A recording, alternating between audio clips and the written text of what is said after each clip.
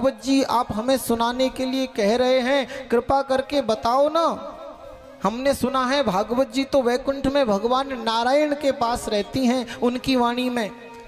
तो भगवान नारायण की वाणी यहाँ पृथ्वी पर कैसे आ गई, कब आई, कृपा करके ये बताओ।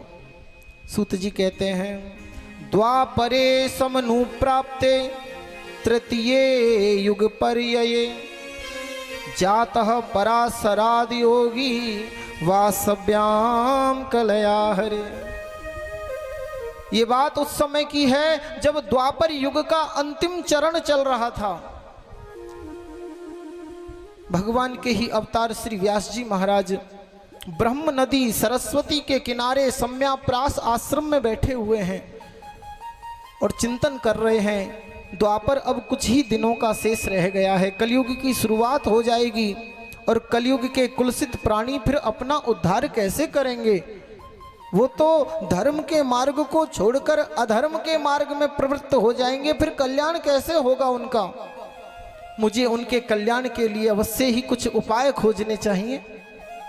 तो व्यास जी ने हम कलयुग के प्राणियों पर कल्याण करने के लिए, कृपा करने के लिए, जो एक वेद था सज्जनों, उस एक वेद के 4 भाग कर दिए। ऋग्वेद, सामवेद, यजुर्वेद, अथर्ववेद, वेद एक ही था, 4 भागों में वेद को विभक्त कर दिया, वेद पृथक पृथक कर दिए। फिर व्यास जी ने सोचा कलयुग के प्राणी की बुद्धि कमजोर होगी, वेदों की क्लिष्ट भाषा को वो समझ नहीं पाएगा, इससे भी सरल कुछ उनके कल्याण का उपाय मैं उनके लिए करूं। तो उन्होंने फिर पुराणों की रचना करी, 17 पुराण लिख दिए, 6 शास्त्र लिख दिए। फिर भी व्यास जी के मन को संतोष नहीं हुआ। अब सिर पकड़कर बैठ गए, हे भगवान, वेदों को विभक्त कर दिया, 6 शास्त्र लिख दिए, 17 पुराण लिख दिए, अभी भी मेरे मन को शांति नहीं है, अब मैं क्या करूं। चिंतित हो रहे थे। वैसे मनु जी महाराज कहते हैं कि जब तुम्हारे जीवन में चिंता हो, तुम अधूरापन जब अनुभव करो अपने जीवन में, तुम्हें लगे कि कुछ खालीपन है, तब अपने कर्मों पर विचार करना चाहिए कि मेरे कर्तव्य पालन में कहाँ त्रुटि रह गई है।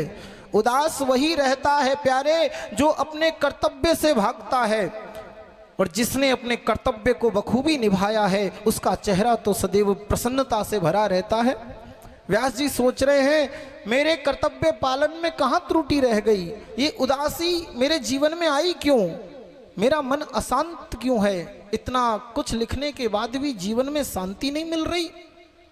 इतने में व्यास जी ने देखा आकाश मार्ग से अपनी वीणा पर नारायण नाम की झनकार पैदा करते हुए श्री देवर्षि नारद जी महाराज व्यास जी के आश्रम में पधार रहे हैं।